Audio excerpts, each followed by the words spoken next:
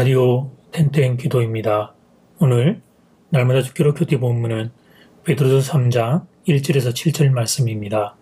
베드로전서 3장 1절에서 7절 말씀의 제목은 고난의 시대 가정생활.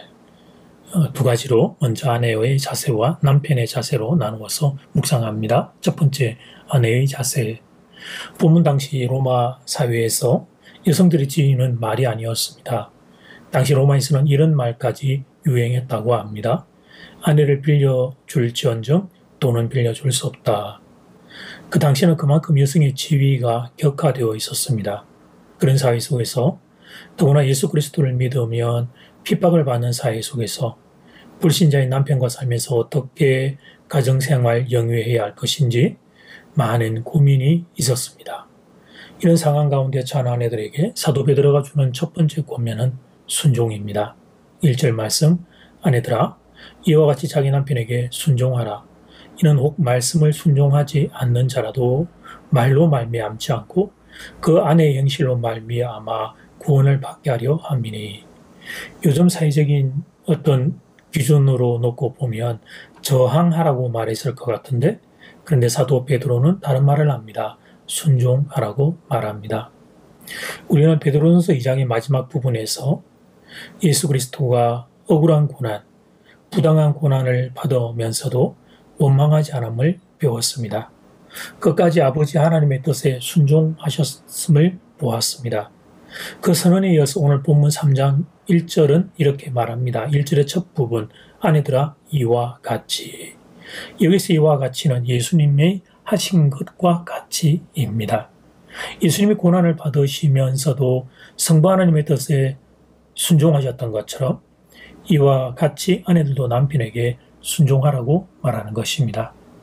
여기서 순종이라고 하는 단어의 어원을 보면 아래에 어디 아래에 자신을 둔다 하는 의미입니다. 그러니까 위와 아래가 있다는 말인데요. 그러니까 이 순종이라고 하는 단어는 질서의 중요성을 내포하고 있습니다. 물론 여성이 남성보다 열등하기 때문에 남편에게 순종하라는 것은 아닙니다. 남자와 여자는 동등합니다. 남편과 아내는 동등합니다. 다만 가정의 질서를 위하여 순종이라는 단어를 사용하고 있는 것입니다. 그런데 본문을 보면 더 충격적인 사실이 있습니다. 그것은 믿지 않는 남편을 향해서도 순종하라고 말씀하고 있기 때문입니다. 1절 말씀을 다시 보겠습니다. 아내들아 이와 같이 자기 남편에게 순종하라. 이는 혹 말씀을 순종하지 않는 자라도 말로 말미암지 않고 그 안의 행실로 말미암아 구원을 받게 하려 함이니. 여기서 말로 말미암지 않고 아내의 행실로 구원을 받게 한다. 여기서 말은 수다, 잔소리를 의미합니다. 하나님의 말씀이 아닙니다. 이 말은 아내의 잔소리입니다. 아내의 잔소리, 즉 그런 말은 남편을 구원시키지 못한다는 것입니다. 어떤 여자 성도 한 분이 믿지 않는 남편에게 전도할 수 있는 기회라고 생각하고 남편에게 설교를 들려주기 위해 매일 저녁 기독교 방송을 크게 틀어놓았다고 합니다. 그런데 어느 날 그 여자 성도님이 그 본교회 목사님을 찾아가 이렇게 말했다고 합니다. 요즘은 제 남편이 집에 아예 들어오지를 않습니다. 성 어거스틴의 어머니 모니카는 유명한 분이죠. 그녀는 아들 어거스틴을 구원하기 위해 오랜 세월 기도했습니다. 그리고 방탕한 남편도 죽기 직전에 주님 앞으로 돌아왔습니다. 그것 또한 그녀의 애끓는 기도가 영광스럽게 응답된 겁니다. 아버지를 위해 기도하면서 아버지를 극진히 섬기는 어머니의 이런 모습이 아들 어거스틴에게도 깊은 감동을 주었습니다. 그래서 성 어거스틴의 참회록에 보면 이런 이야기가 기록되어 있습니다. 우리 어머니는 아버지를 마치 주님을 모시듯 하였다. 모니카의 이런 태도가 깊은 감동이 되어서 마침내 그 남편을 그리스도 앞으로 인도할 수 있었습니다. 두 번째, 남편의 자세. 7절에서는 남편의 자세를 가르칩니다. 남편들이 이와 같이 지식을 따라 네 아내와 동거하고 그를 더 연약한 그릇이요 또 생명의 은혜를 함께 이어받을 자로 하라. 귀히 여기라. 이는 너희 기도가 맡기지 아니하게 하려 함이라. 여러 가지 항목이 있습니다만 가장 중요한 것은 아내를 귀히 여기는 겁니다. 소중히 여기는 겁니다. 내 인생에서 가장 소중한 존재로 아내를 대하는 것입니다. 이것이 남편의 자세입니다. 만약 아내를 홀린한다면 작게 여긴다면 그렇다면 기도가 막히게 될 것이라고 말씀하십니다. 이 말씀은 하나님이 그런 남편이 기도하면 그 기도를 듣지 않으시겠다는 의미지요. 아무리 미사일구를 쏟아 놓아도, 아무리 경건한 단어를 사용해도 아내를 그렇게 가볍게 작게 우습게 여기는 남편의 기도는 하나님이 듣지 않으신다는 의미입니다. 성도에게 사실 이것보다 더 무서운 건 없습니다. 그러므로 남편들이요, 아내를 귀하게 여기십시오. 소중히 여기십시오. 그것이 하나님께 인정받는 남편의 자세입니다. 이제 첫 번째 기도 시간입니다. 받은 말씀과 개인 기도 제목을 가지고 함께 기도하는 시간입니다. 이 시간 다 함께 마음을 모아 주님 앞으로 나아가겠습니다.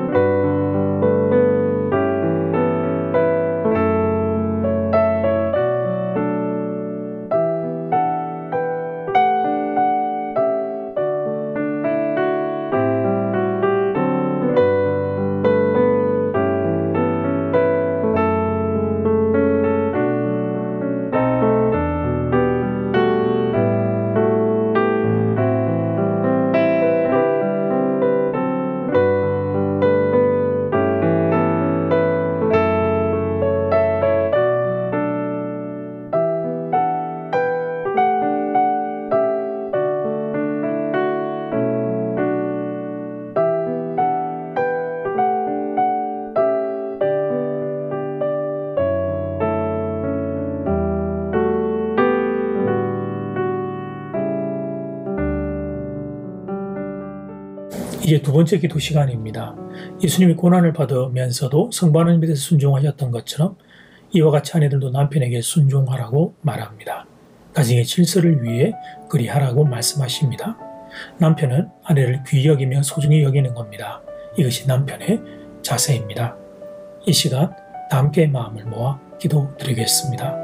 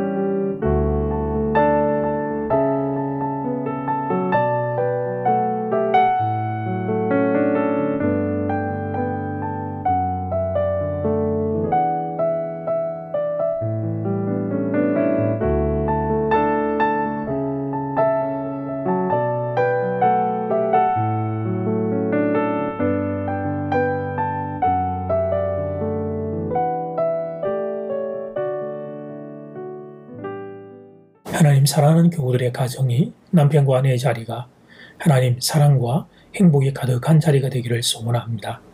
말씀의 교훈을 따라 하나님 끌어감으로 사랑하는 성도들이 가정에서 이 행복 누릴 수 있게 은혜를 더해 주십시오. 아내들은 남편을 하나님 존중하고 남편들은 아내를 귀하게 여기는 이런 귀한 은혜들이 모든 가정에 임하기를 바랍니다. 무더운 날씨에 하나님 코로나 가운데 성도들을 지켜주시고 하나님의 중부지방의 비로 인하여 피해가 없도록 어려움을 겪지 않도록 하나님의 이 땅을 긍휼히 여겨 주시옵소서. 예수님 이름으로 기도드립니다. 아멘. 이제는 각자 개인적으로 기도하시면 되겠습니다. 평안한 밤 되십시오.